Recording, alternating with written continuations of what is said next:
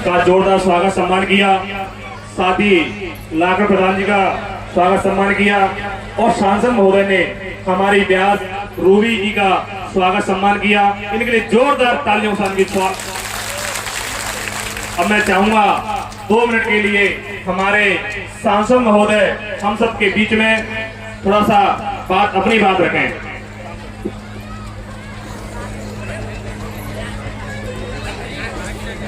सबसे पहले मैं मद भागवत को नमन करते हुए आप काफी देर से हमारी बहुत ही विख्यात किशोरी रूबी जी का आप लोग काफी भागवत कथा सुन रहे हैं मेरे साथ। सम्मानीय लाखन जी, सम्मानीय ओम प्रकाश जी और तमाम लोग जो यहाँ पर पधारे हैं, सभी सरपंच साहिबान हैं, हमारी माता बहनें, प्यारे बच्चों, सभी यहाँ पर नौजवान साथी, मैं अपनी तरफ से आपको बधाई और शुभकामना देना चाहता हूँ कि सांस्कृतिक कार्यक्रम होने से हमारे बच्चों के अंदर संस्कार आते हैं और ये ऐसे कार्यक्रम होने से जो हम यहाँ चीजें लेके जाते हैं उनको अपने आप में धारणा करनी चाहिए। इस पृथ्वी पे भगवान ने जब जन्म लिया, 2 मिनट रुक जाओ,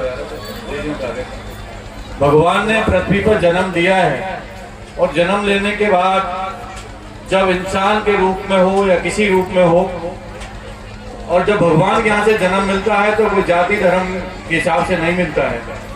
उसको आगे पता चलता है कि मैं जाति में गया, इस वर्ण में गया, इसमें गया।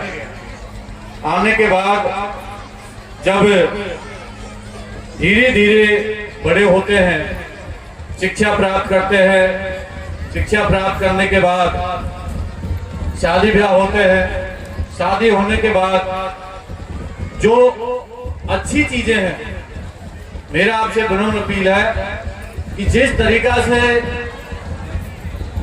एक बच्चे को माँ और बाप उंगली पकड़ के चलना सिखाते हैं और माँ बाप उस बच्चे का सहारा बनते हैं, परंतु मैं नौजवान साथी माता बहनों से कहना चाहता हूं, मैं कोई बहुत बड़ा ज्ञाता विधाता नहीं हूं, पर मैं इतना ही कहना चाहता हूं कि इस भागवत कथा से, ये सांस्कृतिक कार्यक्रम से हमें ये सीखना चाहिए कि जो लोग जब उस टाइम नौजवान होते हैं और जब वो बुजुर्ग हो जाते हैं, उनके माता पिता बुजुर्ग हो जाते हैं, तब उनको जब बुजुर्गों के सहारे की जरूरत पड़ती है, जो हमारे माता पिता बुजुर्ग हो जाते हैं, जब उनको नौजवान साथियों की सहारे की जरूरत पड़ती है, जब बालापन के अंदर उन्होंने उंगली पड़ के उनके सहारा दिया, उसी प्रकार हम हमारे माँ बाप को ऐसा ही सहारा दें जैसे बचपन में हमें उन्हें सहारा दिया।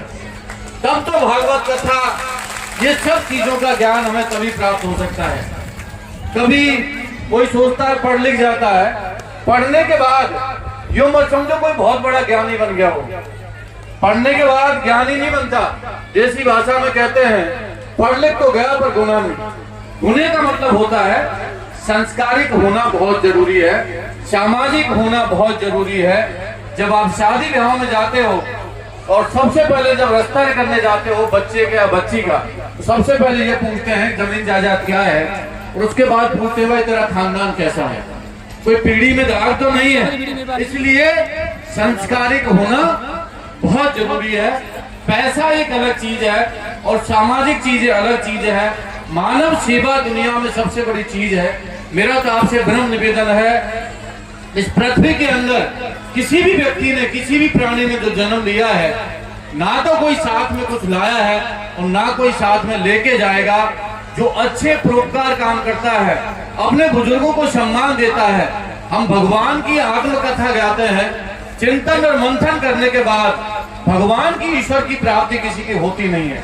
भगवान सबको प्राप्ति कर देता है, ईश्वर सबको देता है। हमारे घर में कहते हैं भाई आज हमारे पास 50,000 रुपए हो जाए तो बहुत अच्छा हो। उसके बाद कहते हैं भाई हमारे पास लाख रुपए हो जाए, 2 लाख हो जाए, 10 लाख हो जाए, 50 लाख हो जाए, करोड़ हो जाए। हम बेशक भी हो रहे हैं, भगवान हमें दे रहा है, उसके आशा का इंसान दे रहा है। बहन बेटियों का आप लोग इज्जत करें, सम्मान करें। नग्न अवस्था के अंदर आप लोग आए हो और नग्न अवस्था के अंदर आपको जाना तय है, चाहे वो गरीब है, चाहे अमीर है, चाहे कोई फकीर है, कोई व्यक्ति हो, उसको उसी अवस्था में जाना पड़ेगा। और गले के अंदर गलती से कोई धागा भी रह जाता है उसको भी तोड़ देते हैं। इसलिए मेरा आपसे विनम्र निवेदन है, इससे कितनी योनियों को प्राप्त करके हमको मनुष्य देह प्राप्त होती है, इसलिए इंसान को कुछ ना कुछ अपने जीवन काल के अंदर ऐसा काम करके जाना चाहिए जिससे दुनिया याद रखे। और दुनिया याद ऐसा ना रखे कि जब शमशान में लेके जाते हैं जब तो कहते हैं भाई बहुत अच्छा आदमी है, और उसके बाद आके भूल जाते हैं अपने माता पिता की सेवा करना, अपनी बहन बेटियों को सम्मान देना, अपनी बच्चियों को सम्मान देना, ये हमारी समाज की पहली प्राथमिकता होनी चाहिए, क्योंकि समाज से बड़ा कोई नहीं होता। इसलिए मैं कहना चाहता हूं अपने बच्चों के साथ साथ ये सामाजिक ज्ञान और आत्मकथा के अनुसार बच्चों को आज की डेट के अंदर शिक्षा भी हमारे लिए बहुत जरूरी है। बगैर शिक्षा के जीवन अधूरा है। आज हमारी बहन बेटियां घर घर धोखे खा रही हैं, हमारे नौजवान घर घर धोखे खा रहे हैं। मेरा आपसे विनम्र अपील है, अपने बच्चों को, अपने बेटियों को जरूर पढ़ा लिखाओ। और मेरे बेहद खुशी होगी जब इस गांव से और बसेड़ी शहर से अंदर कोई आईएएस बनेगा, कोई बेटी आईपीएस बनेगी, कोई एसएचओ बनेगी, कोई आरएस बनेगा, तब जाके हमारा इस कथा का हमें बहुत अच्छा उसके अंदर वो चीजें मिलेंगी, ज्ञान प्राप्त होगा। शिक्षा के बगैर जीवन अधूरा है। आप सब लोग जानते हैं राजस्थान के 3 बार मुख्यमंत्री रहे अशोक गहलोत जी, 3 बार मुख्यमंत्री रहे। आप सोचिए वो हमेशा कहते थे कि मैं अपनी जाति का अकेला एक ही जीतता हूँ, फिर भी राजस्थान में मुख्यमंत्री बन जाता हूँ। तो ये सब चीजें उनसे सीखने की जरूरत है। हम सब लोगों को ज्ञान की जरूरत है, पढ़ाई लिखाई की जरूरत है। जब तक पढ़ेंगे लिखेंगे नहीं, उद्धार होने वाला नहीं है। हमारी किशोरी रूबी जी हैं, आपको ज्ञान के साथ साथ पढ़ाई का भी आप लोगों के लिए जो संत महापुरुष हैं वो भी आप लोगों को ज्ञान देते हैं। तमाम बेटियां हैं, इनको हमें सम्मान। यार 2 मिनट समय है, कोई भाषण थोड़ी दे रहा हूँ। मैं तो बधाई और शुभकामना देने आया हूँ कि आपको बधाई और शुभकामनाएं। आप सबको मेरी तरफ से, आप लोग इतनी भारी संख्या में आए, आपको शुभकामनाएं। और जो कथा जिन लोगों ने कराई है उनको भी मैं धन्यवाद और बधाई शुभकामना देना चाहता हूँ। आप लोगों ने इतना शानदार और जानदार कार्यक्रम रखा। मेरे को तो प्रधान जी ने कहा था कि आप लोग को आना है साहब, तो मैं आ जाऊंगा। और मैं जयपुर से चल के आपके बीच में आया हूँ। आपने प्यार दिया है, आशीर्वाद दिया है, उसके लिए धन्यवाद और शुभकामनाएं। पर पुनः मेरा आपसे निवेदन है, ज्ञान के साथ साथ आप लोगों को पढ़ाई की जरूरत है। पढ़ाई का मतलब हमें कलम की जरूरत है। जो महात्मा ज्योतिराव फूले ने बाबा साहब भीमराव अम्बेडकर को कलम चलना सिखाया, उसी तरह बाबा साहब भीमराव अम्बेडकर और महात्मा ज्योतिराव फूले की कलम को आगे, माँ सावित्रीबाई फूले की कलम को लेके इन नौजवानों को और हमारी बहन बेटियों को आगे लेना चाहिए। इन्हीं शब्दों के साथ मैं अपनी वाणी को खत्म करता हूँ।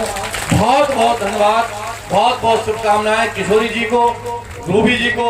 मैं अपनी तरफ से इस पार्लियामेंट विधानसभा क्षेत्र का प्रतिनिधित्व होने, सांसद होने के नाते आपका बहुत बहुत हार्दिक स्वागत और अभिनंदन पूरी टीम को करना चाहता हूं कि आप सब लोग इस पावन धरती पर पधारे हैं। मैं आपको पुनः धन्यवाद और शुभकामनाएं। कागज का ही तो दे रहे थे ना भाई। जब मुख्यमंत्री अशोक गहलोत जी थे तब तो आप लोगों ने बताई नहीं।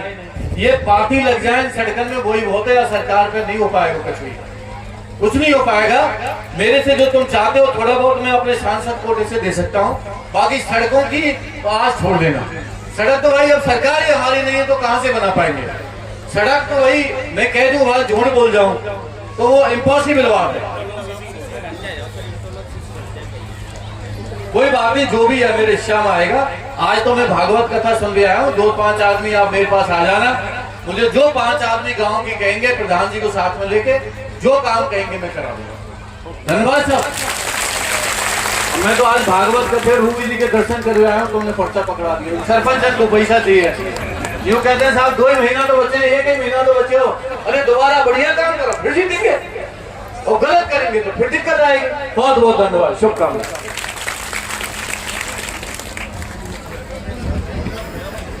सांसद महोदय के लिए बहुत बहुत धन्यवाद। एक बार जोरदार तालियों से स्वागत करेंगे। बोलिए भाग्य बिहारी लाल की बहुत बहुत धन्यवाद। जय श्री राधे।